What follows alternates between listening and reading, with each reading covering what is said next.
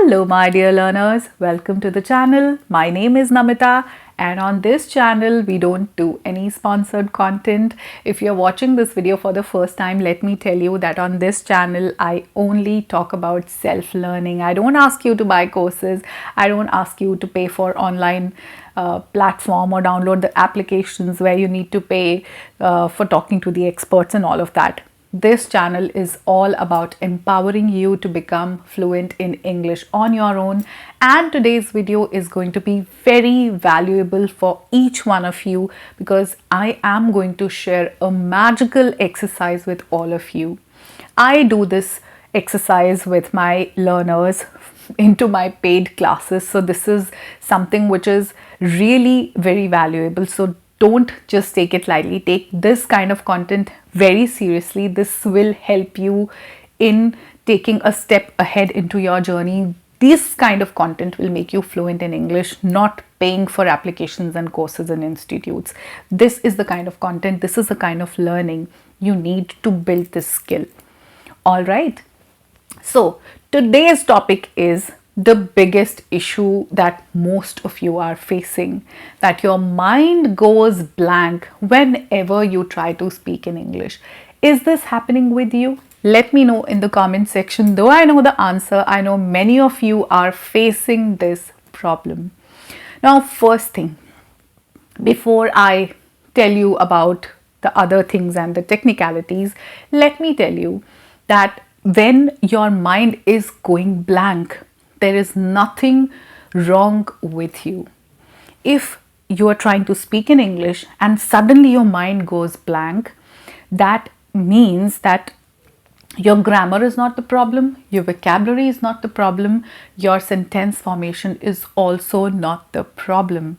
You have been practicing your English for quite some time. You've even learned good vocabulary words. You can form your sentences well. You're also reading. Still, if your mind suddenly just goes blank, it is because of your nervousness.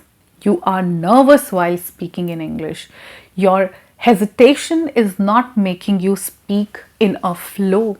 It is your fear of English, and the fear is real. First of all, I would like to validate your fear, your nervousness. It is real. It is natural. Why? Because English is not your first language. Your mother tongue is not English. All of us, these Asian countries, we are not from West, so we are not born with English mother tongue. We have different languages. Everybody in India, we have so many languages. Then we have Sri Lanka, Nepal, Bangladesh, Pakistan, all these places. Everybody struggles with English because English is not our first language. So first of all, take a deep breath and give yourself time to accept that your nervousness is fine because English is not your first language. It's okay if you are right now feeling hesitant to speak with people publicly. If you're not being able to speak English fluently even after working on it for quite some time. So if you accept the reality, then it would be easy for you to work on it. So you know that to have that command over English and to always have things in your mind is going blank, it means it doesn't have sufficient English right now. You have to read. So the best time to read it is before going to bed. Before you sleep, read something and sleep with that English content. In the morning, automatically your mind will have a lot of English content. So do this. Read and read it aloud for some time every day. Make sure that you're doing that. The idea is that you should have enough words, enough sentences, enough content, English content in your mind. So for that, reading will help. The other thing is that you can write texts in bits. Having a notebook by your side where you're jotting down the vocabulary or writing the quotes and your thoughts will help too. But the magical exercise that I was talking about is going to help you a lot. Now, every day, whenever you can spare half an hour for yourself, do this one exercise. Keep certain things in front of you, whatever is available. Like right now, I have a notebook, I have a pen, I have a Rubik's Cube, I have a scale, a water bottle, a mirror, a tube light, a fan. I have a lot of things, but keep certain things in front of you, random things, and start speaking about them. Just speak whatever comes to your mind now. You have to speak minimum 10 sentences on every item that you have. Each thing shall be talked about. I'm not giving you a time limit, but construct at least 10 sentences, whatever you know about that one thing. Here is a notebook. Now, this is a notebook and its paper is very smooth. I use this notebook to write down vocabulary, quotations, my thoughts, to write my journals. So, this notebook is very precious for me. The pages are so I love touching the pages. They smell so good whenever I open this notebook. I use a blue pen to write most of the things, but sometimes I even use black pen to write the headings or to highlight the content.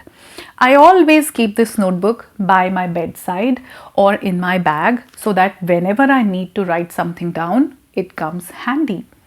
This notebook is my favorite of all the notebooks. It is very colorful. It doesn't have a hard outer covering. It is also very soft. It has the linings which are of purple color. Whatever is coming to your mind, you want to talk about the brand, anything, speak minimum 10 sentences, maximum as many you want. Similarly, you can talk about Rubik's Cube. It helps in in making your mind function and sharpen your thinking skills or your analytical thinking. There are so many colors in the Rubik's Cube and you can play with it. This is the best gift to give the children who are above 6 year or 7 year of age. Then there is a pen. This is a blue pen. The outer covering is orange. It's a gel pen. I don't like gel pens much. I like ball pens more like that. This is a scale. It is also known as a ruler and many people call it rural. It is not rural, it's ruler.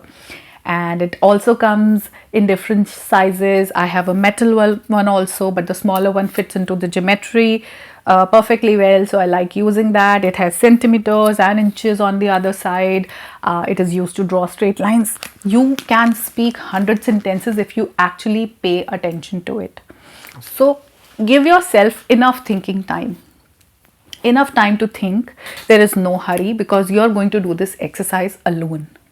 So take one thing, whichever it is. You can talk about your water bottle. You can talk about the mirror.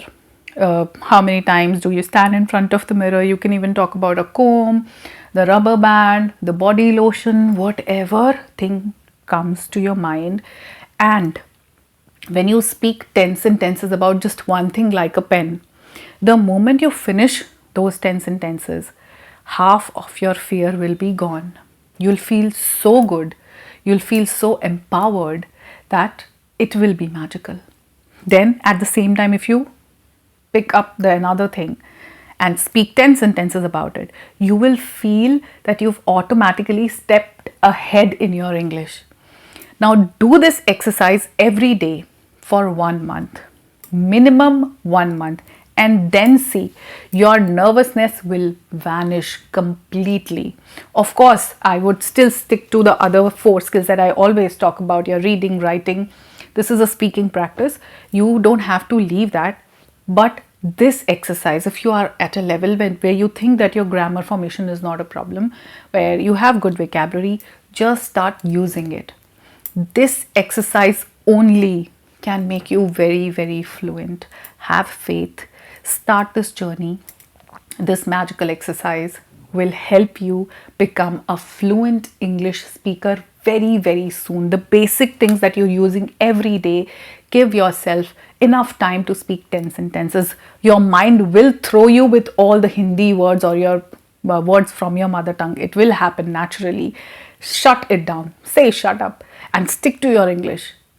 Make yourself uncomfortable, but speak only English sentences, only English. Don't fall in this trap of your mind which will ask you to switch to your mother tongue. No, don't let it do that. Stick to the English sentences and make sure you pass this challenge of 10 sentences, no time limit.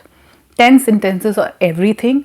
Do it for 2 things. every day. If you don't have time, you're a busy person, 2 things: a pen and a notebook, a Rubik's Cube, a scale, a comb, a water bottle, a pillow, anything. All right, so do this, and my best wishes are always with you, and keep practicing your English. I'm going to see you in my next video, and let me know how did you like this exercise. I'll wait for your comments, and take care of yourself. Bye bye for now.